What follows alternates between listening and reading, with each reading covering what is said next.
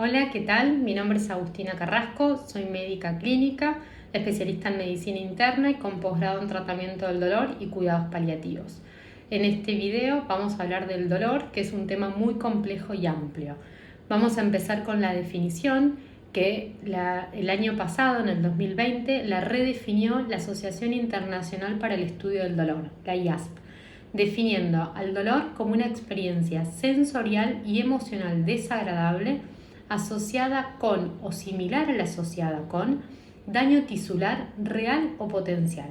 De esto que se desprenden varios conceptos importantes, donde se dice que el dolor siempre es una experiencia personal. Lo que a mí me duele va a ser diferente de lo que le duele a otra persona, que es como esa persona lo percibe, por lo cual es muy difícil objetivizarlo. Vamos a pedir al paciente que lo intente objetivizar, pero no es algo tan fácil de poder lograrlo. Y está influenciada por diferentes cuestiones que van pasando a nuestro alrededor, tanto por factores biológicos, como factores psicológicos, como sociales, como nuestra historia. Por eso es que no podemos decir este dolor tiene que ser tal cosa o este dolor tal otra, sino que es lo que el paciente dice, le tenemos que creer, tanto nosotros, equipo de salud, como los cuidadores, como los familiares, entendiendo también que lo que dice es real, pero que hay muchos factores que pueden influir en este número o en este valor que el paciente está diciendo. No lo podemos decir, no puede ser que te duela tanto, no es algo conveniente, o decir, ay no, pero te tendría que doler mucho más, sino que es algo de esa misma persona. Es una experiencia multidimensional, como les dije recién, donde hay muchas cosas, muchos factores que influencian. Tantos factores físicos, qué me duele, dónde es que me duele y por qué me está doliendo. No es lo mismo que duela un esguince, una fractura, una metástasis, el tumor mismo y dónde está ubicado ese tumor en el caso de que sean cuidados paliativos oncológicos. Los factores psíquicos, la angustia que puede tener el paciente, la ansiedad, los miedos, siempre cuando están estos factores el dolor aumenta porque lo exacerba. Y a veces es más fácil decir me duele que decir estoy ansioso, tengo miedo, tengo angustia. También los factores sociales, generalmente los pacientes con cáncer o los pacientes en un estadio avanzado de la enfermedad empiezan a tener más aislamiento, empiezan a perder el trabajo, el rol social de esa persona también es importante, no es lo mismo una persona introvertida que una persona que siempre estuvo hacia afuera. Y los aspectos espirituales de la persona también. El cáncer es la principal causa de dolor. Se sabe que todos los pacientes en algún momento van a atravesar el dolor en diferentes estadios, en diferentes momentos. No significa que el dolor va asociado con un estadio o que si aparece el dolor es porque hay tumor. No, pero se sabe que los pacientes oncológicos van a tener dolor en general. Hay muchas formas de medir cómo es el dolor, hay diferentes escalas, pero es más allá de las escalas que son importantes. Como les dije antes, hay que saber que ese valor numérico solo no es el único que hay que mirar, sino eso y todo lo que hay a su alrededor. Están las escalas numéricas, donde uno le dice al paciente, bueno, dígame qué número le duele, donde 0 es nada de dolor y 10 es el peor dolor que se puede imaginar. Entonces ahí el paciente le pone un número. Si el paciente no lo puede expresar, podemos decir, dígame si le duele poco, más o menos, mucho o muchísimo, y eso se relaciona con un número. Con los chicos o con las personas que no pueden hablar se les ponen caras también. La que dije antes es la categórica y la análoga es donde hay una raya, yo pongo acá que es el dolor más fuerte, acá nada, y el paciente tiene que marcar dónde siente que le está doliendo.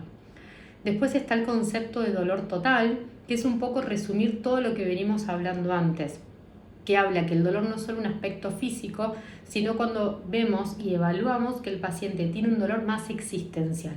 O sea, me duele esta metástasis, pero a la vez me siento descontrolado por lo que me significa esta metástasis. ¿Qué es importante de evaluar cuando decimos que el paciente tiene dolor? ¿Dónde se localiza? ¿Si va hacia algún lado o no? ¿Cuál es la intensidad? Que eso lo vemos por las escalas.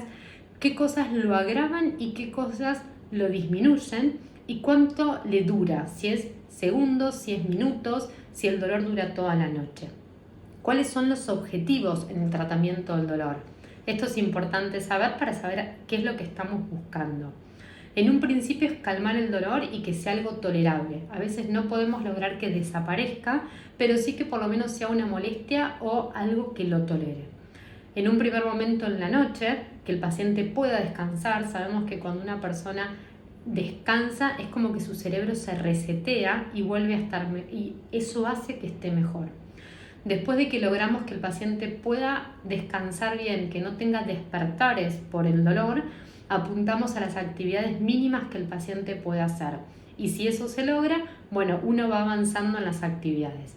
Siempre intentando que el paciente esté lo más lúcido posible y que no esté dormido. O sea, no tiene sentido en un primer momento que el paciente, después vamos a hablar de las excepciones de sedación, pero que un paciente no tenga dolor a cuestas de que está en la cama sin poder moverse y diciendo pavadas, ¿no?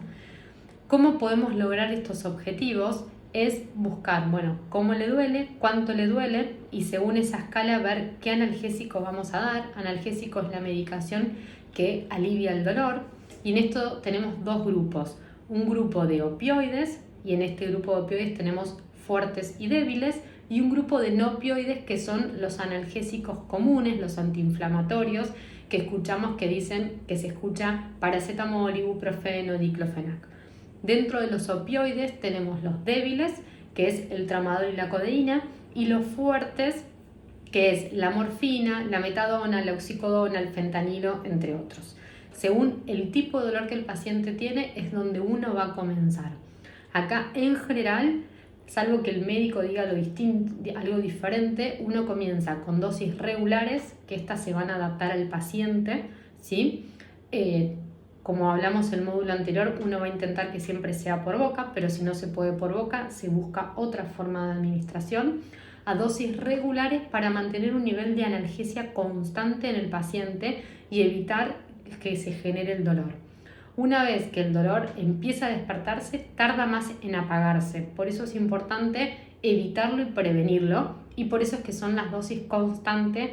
Yo con esto insisto mucho que tiene que ser con reloj, hay que ponerse alarma. Tanto cualquiera de los fármacos que dije.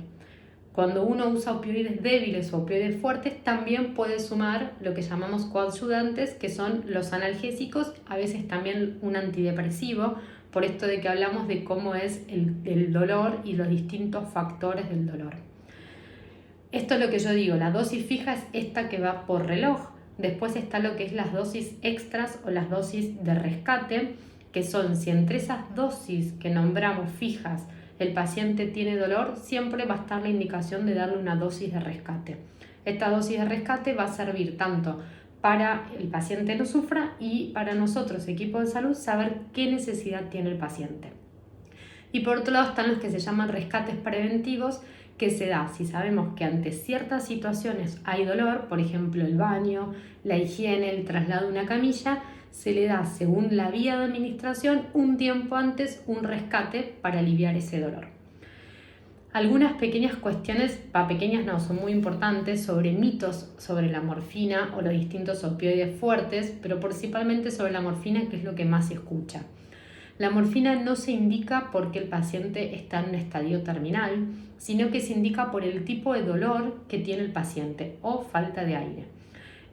Hay pacientes que con enfermedades crónicas también toman morfina, o sea, no me habla solo de un estadio de una enfermedad, de una gravedad o de un pronóstico.